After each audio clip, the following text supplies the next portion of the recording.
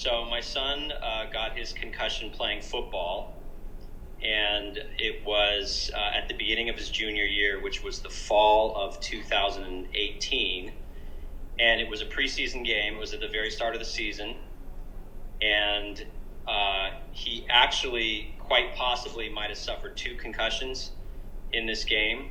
And the way he described it to me was the first time that was a potential concussion, he took a hit as he was going to tackle the other player, and he banged his head. It wasn't quite helmet to helmet, but I think it was helmet to shoulder pad or something.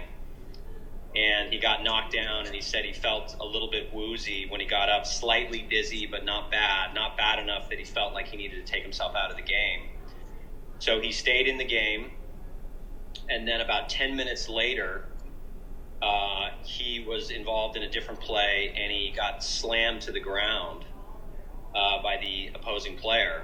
And it wasn't a dirty play or anything like that. It just, the way he got tangled up, he ended up getting slammed to the ground, and his helmet hit the field. And that time it was more severe than the one 10 minutes earlier. And so he was taken off the field and run through the sort of concussion protocol, whatever that was. I was still in the stands at the time.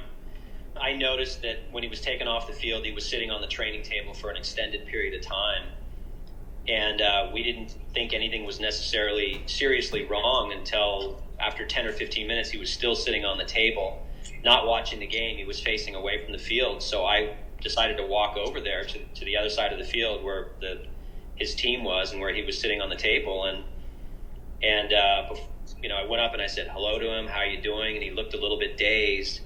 And I turned to my one side where the trainer was standing, and I said, how's he doing? What's going on? She said, she kind of mouthed it a little bit. She said, we think it's a concussion. Because they ran him through a series of, I think, 10 questions or whatever their protocol is. And so that's when the trainers told me they thought it was a concussion. But then, of course, we engaged a neurologist and confirmed that it was, in fact, a concussion.